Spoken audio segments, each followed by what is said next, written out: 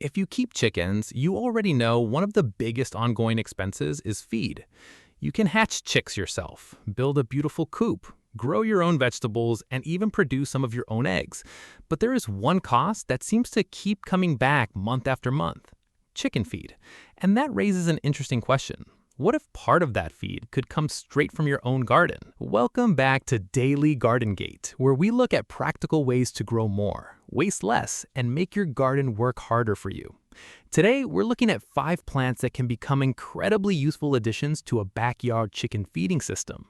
These aren't magic plants, and they shouldn't be treated as a complete replacement for a properly balanced poultry ration.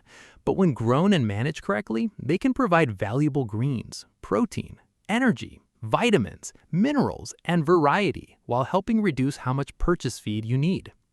And the 5th plant on this list might surprise you because it isn't normally the first thing people think about when they imagine a chicken garden. Before we get into the 5 plants, let's clear up one important point. Chickens need a balanced diet. They require adequate energy, protein, amino acids, minerals, vitamins, and for laying hens, sufficient calcium. Simply filling a chicken run with leaves and expecting the birds to meet every nutritional requirement is not a reliable feeding system. The goal here is different. The goal is to create a living feed garden that supplies useful supplementary foods while your chickens continue receiving whatever balanced ration they need. Think of it as turning part of your garden into a chicken pantry. Instead of buying every bit of supplemental greenery, you grow it yourself. Instead of throwing vegetable trimmings into the compost every day, you can use suitable scraps as part of the bird's diet. Instead of watching fast-growing plants become weeds, you can deliberately cultivate some of them as renewable chicken forage. The first plant is one we've talked about here on Daily Garden Gate before, and for good reason. Number 1, Moringa. Moringa is one of the most interesting trees you can grow if you're looking for a renewable source of nutritious foliage. It grows rapidly in warm climates, responds well to pruning, and produces a steady supply of leaves when conditions are favorable. For chicken keepers in tropical and subtropical regions, Moringa can be especially interesting because the plant can produce new foliage repeatedly instead of giving you only one harvest per season. The leaves are the main attraction. Young Moringa leaves can be harvested and offered fresh to chickens in moderation. You don't need to strip an entire branch bare. In fact, responsible harvesting is better because the tree needs enough foliage to continue growing and recovering after pruning. And this is where Moringa becomes more than just another plant in your garden. You can deliberately manage it as a living feed crop. Instead of allowing the tree to grow tall and difficult to harvest, regular pruning can encourage bushier growth and keep the foliage within easy reach. You harvest some branches, leave plenty of healthy growth behind, and allow the tree to regenerate. That means one established Moringa plant can potentially produce repeated harvests. And if you have enough space, you don't have to stop at one. You can establish a small row of Moringa trees specifically for household use and poultry supplementation. When one plant is recovering from pruning, another can provide foliage. With several plants growing at different stages, your chicken garden can become much more productive. The leaves can be offered fresh, chopped into smaller pieces, or mixed with other suitable feed ingredients. Some chicken keepers also dry leafy material for later use, but whenever you're storing plant material, make sure it is thoroughly dried and kept free from moisture and mold. Moringa is useful because it brings variety to the diet. But don't make the mistake of assuming that because a plant is nutritious, chickens should eat unlimited quantities of it. Variety is important, balance is important, and a chicken's main diet should still provide the nutrients required for healthy growth, maintenance, and egg production. The beauty of Moringa is not that it magically replaces everything in the feeder. Its value is that you can grow it yourself, and once established, it can keep producing. That's exactly the kind of plant we're looking for. Number 2, sweet potato. Now let's move from a tree to a crop that many gardeners already grow for human food: sweet potato. Most people plant sweet potatoes for the underground tubers, but the vines and leaves can also become useful additions to a backyard chicken system. Sweet potato is particularly interesting because one planting gives you multiple potential uses. You can harvest the tubers for your kitchen, allow some roots to remain for future growth, and harvest appropriate young vine material as supplemental forage. The vines spread aggressively under favorable conditions, which means a relatively small planting can produce a surprising amount of plant material.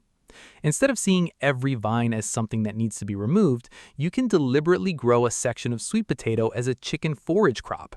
The chickens can be received chopped leaves and tender vines as part of a varied diet. And there's another advantage. Sweet potato is a crop that can be propagated without depending entirely on new seed every time. Healthy slips can be used to establish additional plants, making it possible to expand your growing area from an existing planting. That is exactly the kind of system that can save money over time. You aren't constantly buying new plants. You aren't necessarily buying seed for every crop. You establish the crop, maintain it, harvest it responsibly, and propagate more when necessary.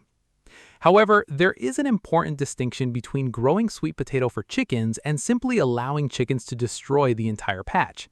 Chickens are enthusiastic. If you put a flock directly into a young sweet potato bed, they may scratch up the roots, destroy tender plants, and turn your carefully prepared garden into bare soil. A better approach is controlled harvesting. Grow the plants in a dedicated bed. Harvest some suitable foliage, chop it, and offer it separately. You can also use fencing or protective barriers if you want chickens to forage around the area without destroying the crop. The goal isn't to let the flock eat everything immediately. The goal is to create a renewable supply.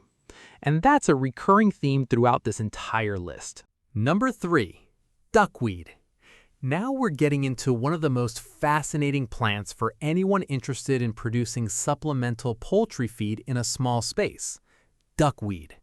Duckweed is a tiny, floating aquatic plant that can multiply rapidly under suitable conditions. It doesn't look impressive. In fact, when you first see it floating across the surface of a pond or container, you might wonder why anyone would consider it a valuable crop. But its rapid growth is exactly what makes it interesting.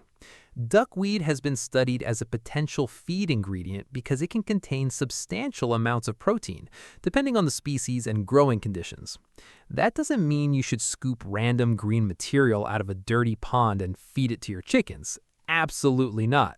If you're deliberately growing duckweed for poultry, the growing water needs to be clean and free from contamination. You don't want runoff carrying pesticides, fuel, sewage, heavy metals, or other pollutants into your duckweed system. A controlled container is much easier to manage. You could use a suitable shallow tub or dedicated pond system where the water quality can be monitored. The duckweed floats on the surface, multiplies under favorable conditions, and can be harvested regularly. And this is where the idea of a chicken feed garden gets really interesting. A plant that occupies the surface of water can produce biomass without requiring the same type of soil space used by your vegetable beds. That means duckweed can potentially complement a small space growing system. You could have vegetables growing vertically, you could have herbs in containers, you could have moringa along a boundary, and you could have duckweed growing in a dedicated water container. Suddenly, you're producing different types of supplemental chicken food in several layers of the property. But there is a major warning here. Duckweed should not be treated as a complete replacement for balanced chicken feed. Even if a plant contains protein, that doesn't automatically mean it supplies every amino acid, mineral, vitamin, and nutrient your chickens require in the correct proportions. Think of duckweed as one ingredient in the system, not the entire system. You should also introduce any new feed gradually and observe how the birds respond. And never feed visibly contaminated, foul-smelling, decaying, or moldy plant material. Healthy plants are useful. Spoiled plants are not. Number 4. Amaranth. Our fourth plant is one that many gardeners already recognize, especially in warm climates: amaranth. There are many types of amaranth, and some are grown specifically for their leaves or seeds. For a chicken garden, the appeal comes from the plant's productivity. Amaranth can grow quickly in suitable conditions and produce abundant leafy material. If you've ever had amaranth appear in your garden, you may have noticed how determined it can be. That vigor can be turned into an advantage. Instead of thinking of every amaranth plant as something competing with your vegetables, you can deliberately reserve a section of your garden for growing it as forage. That changes the way you look at the plant. You're no longer fighting it, you're farming it. The leaves can be harvested and offered to chickens as part of a varied diet. If you grow varieties that produce seeds, those seeds can also provide another potential food source, although again, they should be considered part of a broader ration rather than the entire ration. Amaranth is also useful because you can stagger plantings. Rather than planting everything on the same day, start new plants periodically. That way, you don't have one giant harvest followed by weeks of nothing. You create a continuous cycle. Plant, grow, harvest, regrow, harvest again. And because the plant can produce significant biomass under favorable conditions, even a small dedicated bed may become surprisingly productive. But here's another lesson that applies to every plant in this video. Know what you're growing.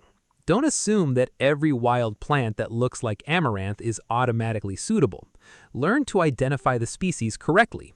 Avoid plants growing beside roadsides, drainage areas, contaminated land, or places where chemicals may have been applied. And don't feed plants that are moldy, rotten, or heavily contaminated with insects or disease. Your chicken feed garden should be managed with the same care as your vegetable garden. After all, what goes into the chickens ultimately becomes part of the food system on your property. Number 5. Clover. And now we arrive at the 5th plant, clover. It may seem ordinary, you might even think of clover as something that simply appears in lawns, but when managed intentionally, suitable clover species can become valuable forage for chickens. Clover has another major advantage. It can help create a living ground cover rather than requiring you to dedicate every square inch to a traditional vegetable crop. White clover, for example, is commonly used as forage in many agricultural systems. The important thing is to grow appropriate varieties in clean, chemical-free areas and manage them as part of a diverse forage system. Chickens naturally enjoy pecking at tender vegetation. A clover-rich area can give them something to investigate, scratch around in, and forage through. But don't make the mistake of turning your entire chicken run into a monoculture. Biodiversity is better. A mixture of safe plants, grasses, insects, seeds, and other natural forage can provide a more interesting environment than a single plant growing everywhere. And there's another reason clover is useful. It can help cover soil. When bare ground is exposed to constant chicken scratching, it can become dusty, compacted, and vulnerable to erosion. A well-managed cover crop can help protect the soil. Of course, chickens may eventually destroy any plant if too many birds are confined to too small an area. That's why rotational access can make such a difference. If you have enough room, divide your forage area into sections. Allow the chickens to use one section while another section recovers. Then rotate. This gives the plants time to regrow. It also reduces the pressure on any single patch of ground, and suddenly your chicken run becomes more like a small managed pasture. The secret is not one plant. Now here's where the title of today's video needs a little clarification. There is no single plant that allows you to grow chickens without a balanced diet. And there is no magic garden crop that guarantees you will never need commercial poultry feed again. Anyone promising that one plant can completely replace a properly formulated chicken ration for every flock is oversimplifying a complicated nutritional problem. But there is something much more realistic and much more useful. You can build a system. Instead of asking which plant replaces chicken feed, ask how many parts of my chicken's diet can I produce myself? That is a much better question. Moringa gives you leafy biomass. Sweet potato gives you edible roots for people and useful foliage for chickens. Duckweed can provide rapidly produced aquatic biomass when grown safely. Amaranth gives you productive greens and potentially seeds. Clover provides forage and ground cover. And those are only 5 possibilities. Your local climate may offer other suitable plants.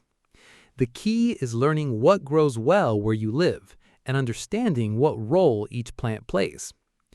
Build a chicken feed garden. Imagine walking into your garden in the morning. Instead of looking at your property as separate spaces, you see an interconnected food system. Along the sunny boundary are moringa trees. In one bed, sweet potatoes are spreading across the soil. A dedicated clean water container is producing duckweed. Another section contains amaranth, and the forage area has clover mixed with other suitable vegetation. Suddenly, your garden isn't just producing vegetables, it's helping feed your chickens. And the chickens can give something back. Their manure, when properly managed and composted, can contribute nutrients to your garden. The garden produces plants, the plants supplement the chickens produce manure, the manure becomes part of your composting system, the compost supports the garden, and the cycle continues. That's the bigger idea behind homesteading. Not eliminating every purchase, creating useful cycles. Don't forget protein, calcium, and energy. There's another important point that deserves attention.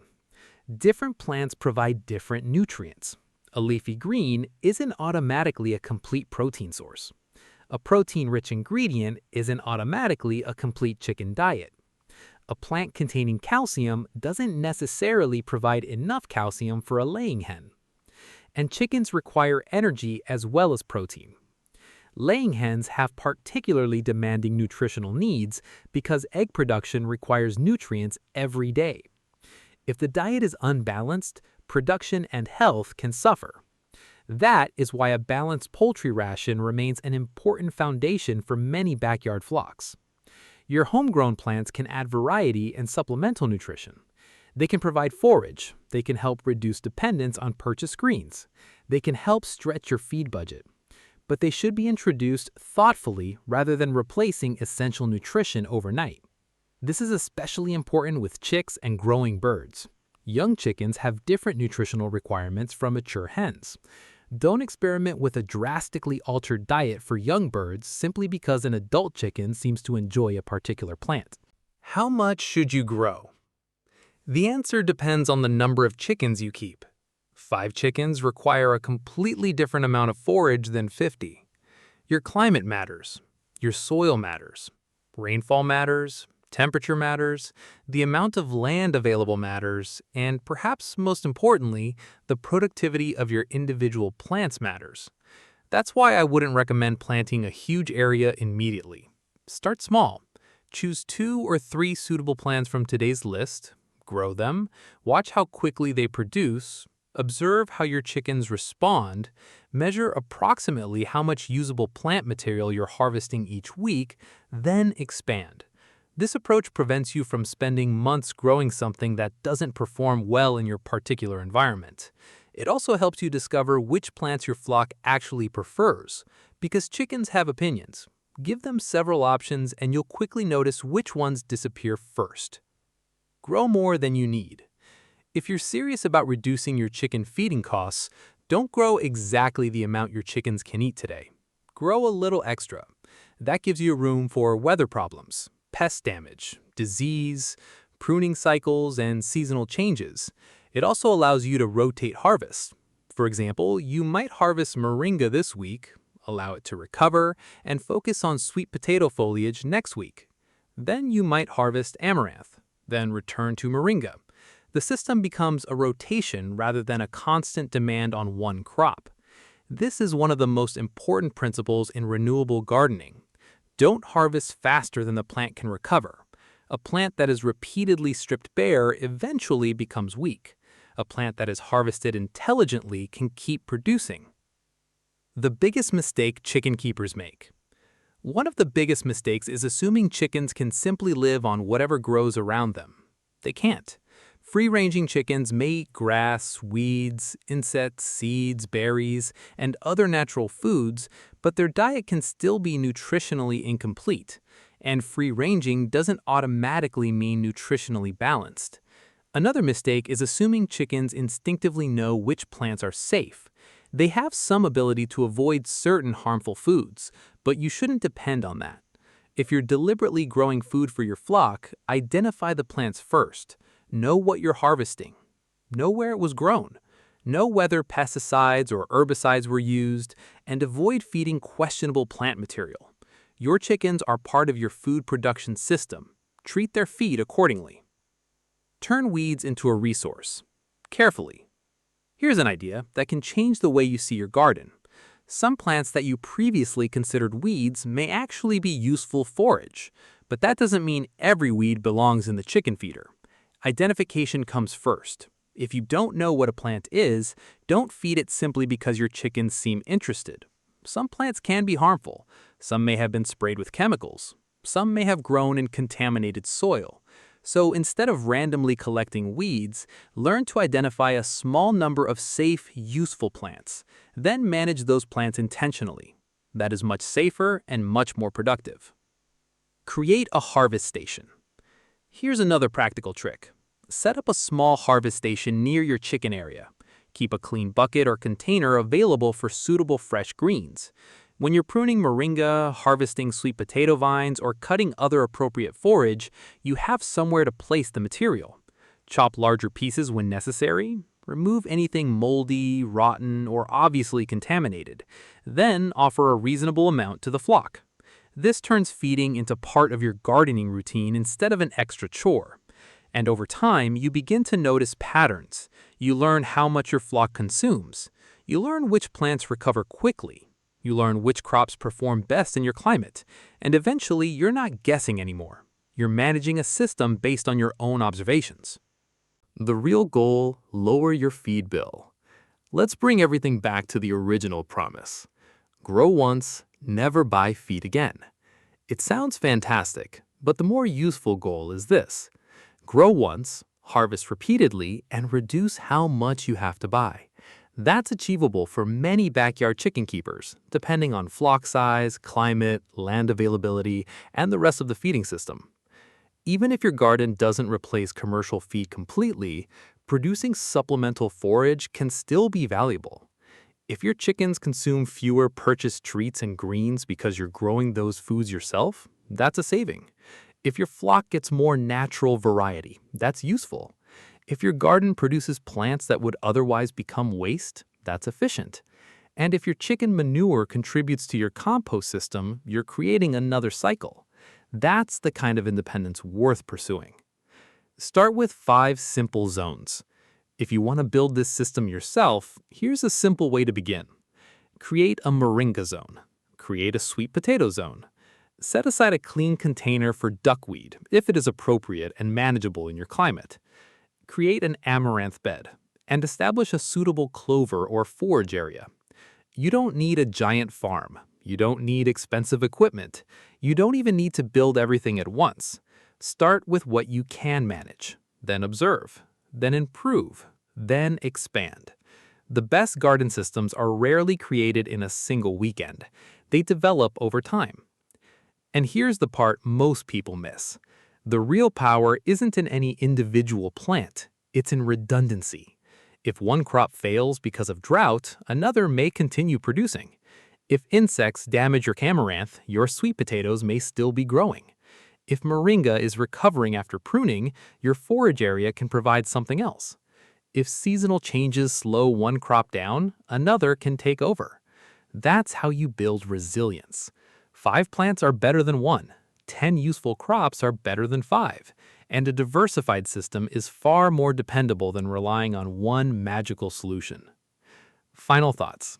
So let's recap the 5 plants. Moringa for renewable leafy biomass. Sweet potato for versatile roots and foliage. Duckweed for rapidly produced aquatic biomass when grown in clean conditions. Amaranth for productive greens and potential seed production. And clover for forage and ground cover. None of these plants is a magic replacement for a balanced chicken diet, but together they can become part of a powerful backyard food production system. And that's what I want you to take away from today's video. Don't look at your garden as a place where you grow food only for yourself. Look at it as an ecosystem. Your vegetables feed your family. Your suitable forage crops supplement your chickens. Your chickens provide manure. Your compost feeds your soil. That soil grows more plants, and those plants become part of the next cycle. That is how a garden becomes more productive without simply becoming more expensive. So if you're tired of watching the cost of chicken feed climb, don't immediately ask yourself how you can eliminate the feeder. Ask yourself what you can grow beside it. Start with one plant. Learn it, grow it well, harvest it responsibly. Then add another. Before long, you may discover that your garden is capable of producing far more useful chicken forage than you ever imagined. And if you enjoyed this video, make sure you subscribe to Daily Garden Gate for more practical gardening ideas, backyard growing strategies, homesteading tips, and ways to turn ordinary garden space into something far more productive. Because you don't always need more land. Sometimes you simply need to make better use of the land you already have. And remember, the goal isn't to grow everything. The goal is to grow the right things in the right place at the right time and build a system that keeps giving back. Start small, grow smart, harvest responsibly, and let your garden do more of the work. This is Daily Garden Gate. Thanks for watching, and I'll see you in the next garden.